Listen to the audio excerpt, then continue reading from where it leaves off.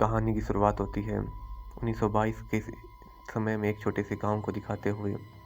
इस गांव में एक किसान रहता था जिसका नाम था जेम्स। जेम्स के पास उसी गांव में 80 एकड़ ज़मीन थी। फिर उसकी वाइफ को दिखाते हैं जिसका नाम था अर्लेट। अर्लेट उस गांव में बिल्कुल भी नहीं रहना चाहती थी और उसका स्वभाव बहुत भी चिड़चिड़ा था। असल में उसके पास अपने मायके से दी हुई 100 एकड़ ज़मीन थी। कुल मिला के इनके पास बहुत ही ज़्यादा ज़मीन थी, लेकिन अर्लेट का वहाँ कुछ भी मन नहीं लगता था। वो चाहती थी कि वह शहर में जाए और अपना कपड़े का बिजनेस करे। इसके बाद हमें उनकी बेटी को दिखाया जाता है जिसका नाम था हेनरी। हेनरी अपने बाप के साथ वहीं रहना चाहता था और जेम्स भी चाहता था कि मेरा बेटा अपनी पूर्वजों की विरासत को आगे बढ़ाए और यहीं पे खेती करे। इसी बीच उन दोनों की आपस में हमेशा लड़ाई होती रहती थी। उसकी वाइफ उसको बोलती थी कि मैं जाऊँगी। इसके बाद जेम्स को टेंशन में दिखाया जाता है क्योंकि उसको पता था कि अगर उसकी वाइफ ने उससे डिवोर्स ले लिया तो उसके बेटे को भी उसकी वाइफ के साथ भेज दिया जाएगा और वो नहीं चाहता था कि उसका बेटा उससे कहीं दूर जाए।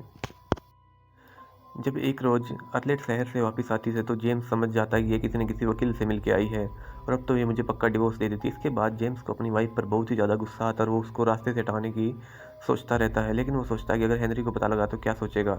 इसके बाद हमें दिखाया जाता है कि हेनरी अब उसकी गर्लफ्रेंड के साथ कहीं बैठ बात कर रहा था, लेकिन इसी बीच उसके पापा वहाँ पर आ जाते हैं, उन दोनों को पकड़ लेते हैं।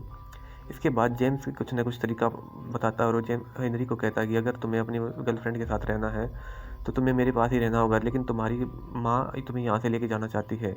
यह देखकर हेनरी भी गुस्सा हो जाता है और कहता है कि मुझे भी यहीं पे रहना है और मुझे अपनी गर्लफ्रेंड के पास यहीं पे रहना है।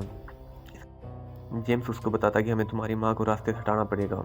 फिर डिनर का सीन दिखाते हैं जिसमें हेनरी की माँ उसको कहती है कि तुम्हें उस लड़की से दूर रहना चाहिए। उसको एक थप्पड़ मार देती है। इसके बाद हेनरी का गुस्सा और भी ज़्यादा 7वें आसमान पर चढ़ जाता है और अपने बाप का साथ देने के लिए राजी हो जाता है।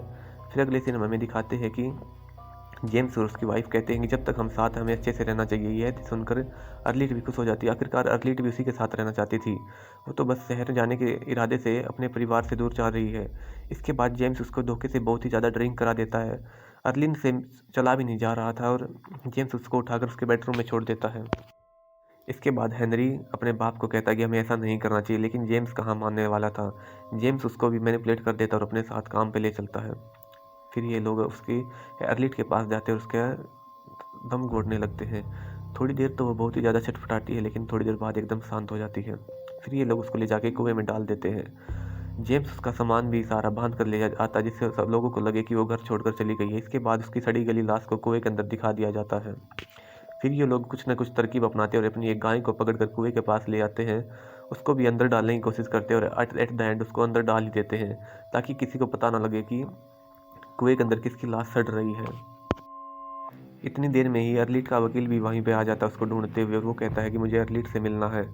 तब ये लोग उसको बताते हैं कि अर्लीट तो यह घर छोड़कर जा चुकी है। इसके बाद अर्लीट के वकील को थोड़ा सा शक होता है और वो घर की तलाशी लेने लगता है, लेकिन ये लोग मना करते हैं। तब अर्लीट का वकील पुलिस को बुलाने के लिए चला जाता है। तब एक पुलिस वाला वहाँ पर आता है और अर्लीट के बारे में पूछना लगता है। दोनों बाप बेटे ने बात संभालते उसको भी वही सेम स्टोरी बता दी और बोला कि अर्लीट यहाँ से छोड़कर जा चुकी है। इसके बाद वो पुलिस वाला भी इनको छोड़कर वहीं चला जाता है।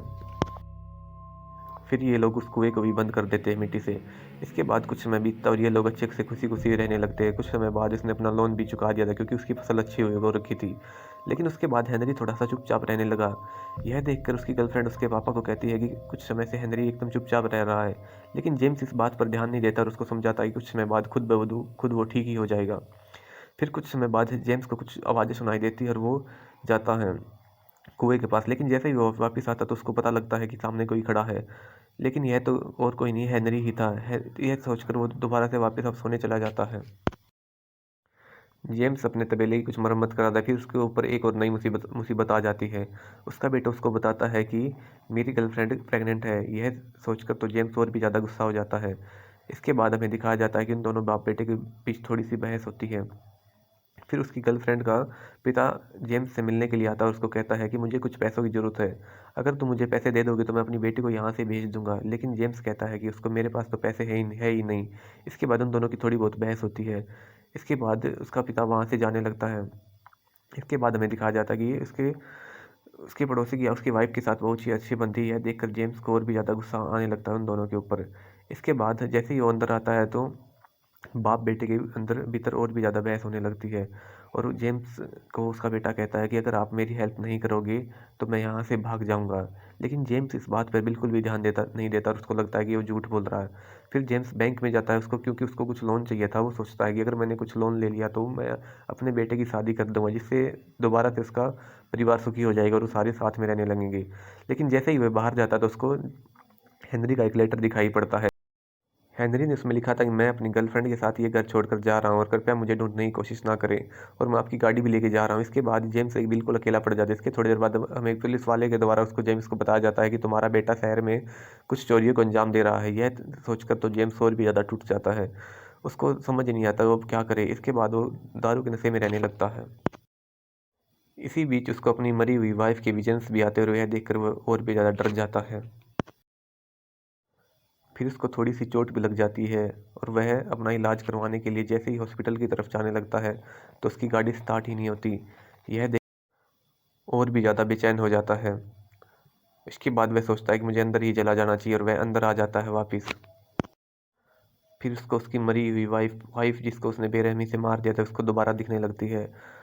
और उसके बाद उसको एक विजन आता है कि उसके बेटे और उसकी गर्लफ्रेंड कहीं लूटपाट कर रहे हैं और उसमें उसकी बेटे की गर्लफ्रेंड को गोली लग जाती है और उसका बेटा उसको अस्पताल लेने के जाने लगता है। लेकिन बीच में उसकी गर्लफ्रेंड दम तोड़ देती है। यह देखकर हेनरी भी बहुत ज़्यादा मायूस हो जाता है और वह भी खुद को वहीं पे ख़त्म कर लेता है। लेकिन उसको लगता है कि यह सिर्फ एक विजन है। अगले सीन में हमें दिखाते हैं कि पुलिस वाला उसको बताने के लिए आया कि तुम्हारा बेटा एक हादसे में मारा गया है, उसकी गर्लफ्रेंड भी मारी गई है। यह सुनकर तो वह और भी ज़्यादा टूट जाता है। इसके बाद हमें दिखाया जाता है कि वह बिल्कुल अकेला अकेला रहने लगा है। उसने अपने फार्म को बेचने का भी डिसाइड कर दिया और एक बाहर बोर्ड लगा दिया है फॉर सेल का। और यहीं पर ये मूवी ख़त्म हो जाती है। अगर आपको ये मूवी पसंद आई हो तो प्लीज़ आप चैनल को सब्सक्राइब कर देना। इसके बाद मैं और भी अच्छी अच्छी मूवी को एक्सप्लेन करने की कोशिश करूँगा और एडिटिंग में भी कुछ ना कुछ सुधार लेके आऊँगा।